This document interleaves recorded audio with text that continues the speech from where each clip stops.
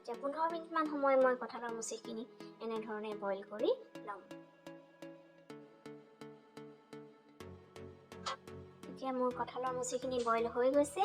তাৰ পৰা মই খৰাহী এটাত এনেধৰণে উলিয়াই অলপ ঠাণ্ডা হ'বলৈ দিম।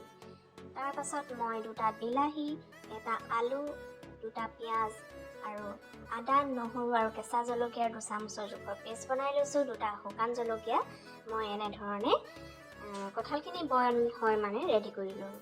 তাৰ পাছতে মই যি কঁঠালৰ মুচিখিনি ঠাণ্ডা হ'বলৈ অলপ দিছিলোঁ, এতিয়া মই বাকলিবিলাক এনেধৰণে গুচাই ল'ম। বইল কৰাৰ কাৰণে কঁঠালৰ মুচি বাকলিখিনি গুচাবলৈ সহজ হৈ পৰিল। চাই লওক বন্ধু বান্ধৱীসকল, মই দিলটো অলপ কাটি দিছোঁ। খুবেই কোমলীয়া কঁঠালৰ মুচিটো।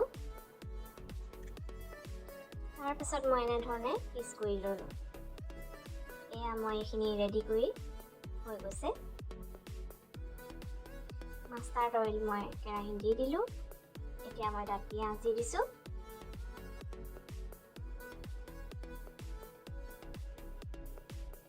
শুকান জলকীয়া 2টা মই দি দিলোঁ।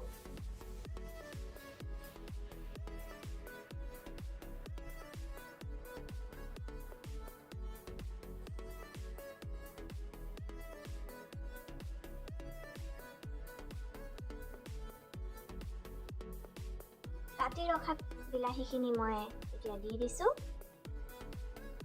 ভালধৰণে লৰাই দিলোঁ।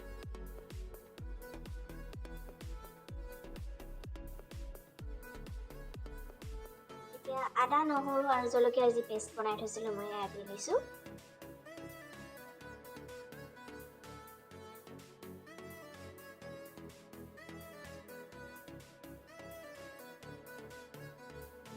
চামুচ হালধি মই এনেকৈ দি দিছোঁ।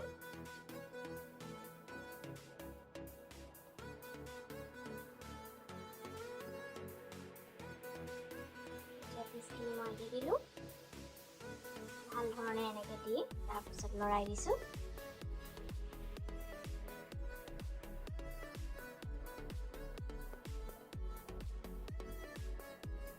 নিমখ দিছোঁ মই 2 চামুচ।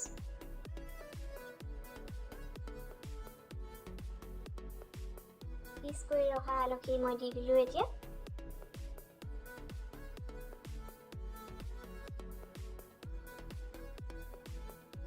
মই চব্জি মছলা ব্যৱহাৰ কৰিছোঁ কেটছৰ 2 চামুচ। মিট মছলা মই 2 চামুচ, মই আন্দাজমতে দিছোঁ, আপোনালোকে চামুচে দিব পাৰে।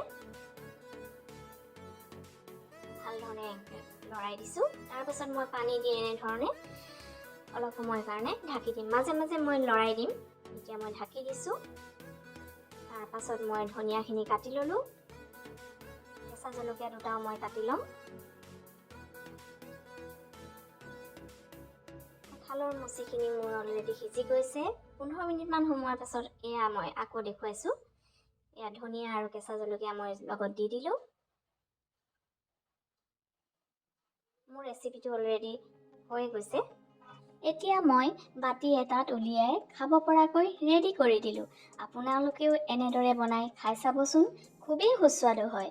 তেন্তে বন্ধু বান্ধৱীসকল, আজিলৈ মোৰ ভিডিঅ'টো ইমানতে সামৰণি মাৰিলোঁ। যদি ভিডিঅ'টো চাই ভাল পালে তেনেহ'লে আগলৈও মোৰ ভিডিঅ'বোৰ চাবলৈ চেনেলটো ছাবস্ক্ৰাইব কৰি দিব আৰু লগতে লাইক কমেণ্ট কৰিবলৈ নাপাহৰিব।